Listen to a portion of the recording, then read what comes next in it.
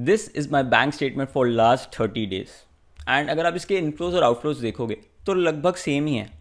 और अगर आप इसे अक्रॉस द मंथ्स भी चेक करते हो तो ये कुछ ऐसा ही रहता है, क्योंकि मैं मेरा पैसा कभी भी मेरे बैंक में नहीं रखता। Let me explain why. हमें बचपन से ही सिखाया जाता है कि पैसे सेव करा करो। एक वो गुल्लक थमा दी जाती है कि इसके अंदर जब भी कोई ओकेजन पे पैसे मिलते हैं तो इसके अंदर डालते रहो, एंड हमें एक सेविंग की हैबिट बचपन से ही डाल दी जाती है। लेकिन इसके आगे क्या करना होता है वो हमें कभी भी नहीं सिखाया। तो चलो इसे मैं एक एग्जाम्पल से तुम्हें समझाता हूँ। जब मैं 16 साल का था तब मैं एक्टिवा में पेट्रोल भराने जाता था, तो रफली पेट्रोल तब आता था 50 रुपये पर लीटर। तो मान लेते हैं अगर वो पेट्रोल का पैसा मैं गुल्लक में डाल देता तो क्या आज मैं सेम अमाउंट का पेट्रोल भरा पाता?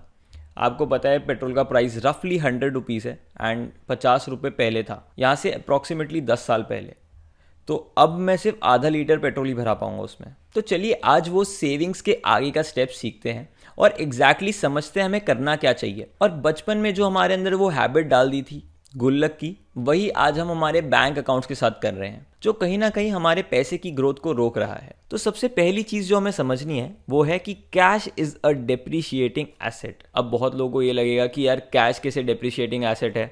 अगर मैं कैश को खर्च नहीं करता हूँ, मान लो मेरे पास 1000 रुपये है, मैं उसे खर्च नहीं करता हूँ तो वो 2 साल बाद 3 साल बाद भी 1000 रुपये ही है। लेकिन कैश के केस में उसकी जो परचेजिंग पावर है, आज जो गुड्स आप 1000 रुपये में खरीद पा रहे हो, शायद 5 साल बाद वही गुड्स आप 1000 रुपये में नहीं खरीद पाओगे। एंड रुपीज़ की परचेजिंग पावर हर साल गिरती रहती है। एंड इसे आसान तरीके से समझने के लिए इसे इन्फ्लेशन भी कह सकते हैं, जहाँ पे गुड्स के प्राइजेस बढ़ते रहते हैं तो आपके वही 1000 रुपये उन सेम अमाउंट ऑफ गुड्स को नहीं खरीद पाएंगे। बट हमारी जो बैंक्स है वो हमें रफली 3 से 4% देती है हमारे सेविंग्स अकाउंट पे, लेकिन inflation is around 6 to 8% and इससे तो कहीं ज़्यादा होता है। बट इसमें अगर हम देखा जाए तो ये बेसिकली फूड के रिलेटेड ही कैलकुलेट किया जाता है, ये जो इन्फ्लेशन का नंबर है। बट असलियत में जब हमारी लाइफ में जो हम गुड्स यूज़ करते हैं वो काफ़ी ज़्यादा अलग हैं एंड उनके प्राइसेस काफ़ी ज़्यादा तेज़ी से बढ़ते हैं रादर देन 6 to 8% से। सो अब हर साल जब भी आपका पैसा आपके बैंक अकाउंट में पड़ा रहेगा आइडल,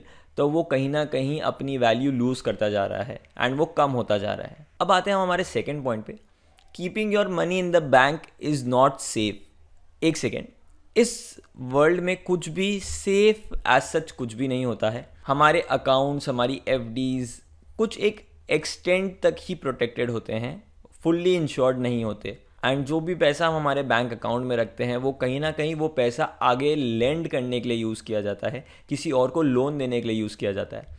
तो अगर वो सामने वाले पर्सन ने अपना लोन डिफ़ॉल्ट किया तो कहीं ना कहीं हमारा पैसा भी डूब जाएगा एंड बैंक हमें हमारा पैसा वापस नहीं देगी। एंड ऐसे हमने कई सारे केसेस देखे हैं पहले भी, जहाँ पे सिलिकॉन वैली बैंक का भी कोलैप्स हुआ था, पीएनबी बैंक का भी कोलैप्स हुआ था, हमने येस बैंक का भी कोलैप्स देखा हुआ है। तो आपके जो भी बैंक अकाउंट्स, एफडीज़ हैं, वो एक लिमिट तक ही इंश्योर्ड रहते हैं एंड ये लिमिट होता है 5 लाख तक का। एक सेविंग्स अकाउंट 5 लाख रुपए तक ही इंश्योर्ड है, मतलब अगर आपके पास उस अकाउंट में 5 लाख से कम है तो आपको कोई टेंशन लेने की ज़रूरत नहीं है, वो पैसा सेफ ही है। लेकिन अगर आपके अकाउंट में 5 लाख से ज़्यादा है तो कहीं ना कहीं वो 5 लाख के ऊपर का अमाउंट सेफ नहीं है। अगर कुछ भी बैंक को होता है तो उसके चांसेस हैं कि वो पैसा शायद चला जाए। एंड इसीलिए हमें एटलीस्ट 2 बैंक अकाउंट रखने चाहिए अलग अलग बैंक्स में, ताकि अगर कोई भी एक बैंक पे प्रॉब्लम आए तो हमारे पास दूसरा अकाउंट रहे एक्सेस करने के लिए एंड उसमें आप अमाउंट इवनली थोड़ा डिस्ट्रीब्यूट कर सकते हैं, ताकि कोई भी एक अकाउंट में रिस्क ज़्यादा बड़ा ना रहे। एंड ट्राई कीजिएगा अगर आपके पास कोई पब्लिक बैंक है तो एक सामने प्राइवेट बैंक रखिए, प्राइवेट बैंक है तो सामने एक पब्लिक बैंक रख सकते हैं। थर्ड जो पॉइंट है वो है हमारा इमरजेंसी फंड। बहुत लोग अपने अकाउंट में बहुत सारा पैसा एक्यूमुलेटेड आइडल रखते हैं, ये कहते हुए कि ये हमारा इमरजेंसी फंड है।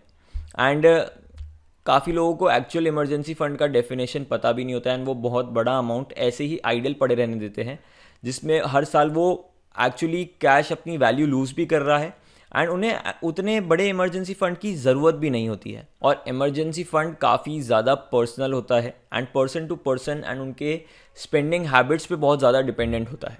और बहुत सारे लोगों को ये लगता है कि उनकी जो मंथली अर्निंग्स है वही उनका इमरजेंसी फंड होना चाहिए। मान लेते हैं अगर कोई 1 लाख रुपए महीने कमा रहा है तो वो 6 महीने तक की सेविंग्स अपने पास रखता है, मतलब जो उसका इमरजेंसी फंड है वो 6 लाख होना चाहिए। ऐसा बिल्कुल भी नहीं है।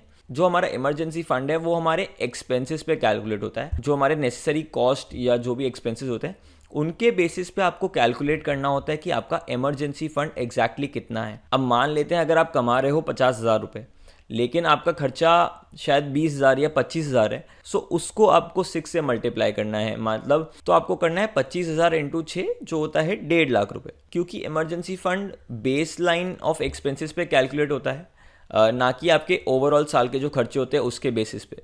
मतलब you don't go on a vacation when you are at a war, मतलब आप छुट्टी बनाने नहीं जाएंगे जब आप अनएम्प्लॉयड होंगे। एंड जो आपका बेस लाइन मंथली एक्सपेंस है उसको इंटू 6 करके अपना इमरजेंसी फंड रखें। एंड जो हमारा 4th पॉइंट है वो थोड़ा इंटरेस्टिंग है, क्योंकि एक्चुअली ये मैंने भी एक्सपीरियंस किया हुआ है, जो है द नंबर किक।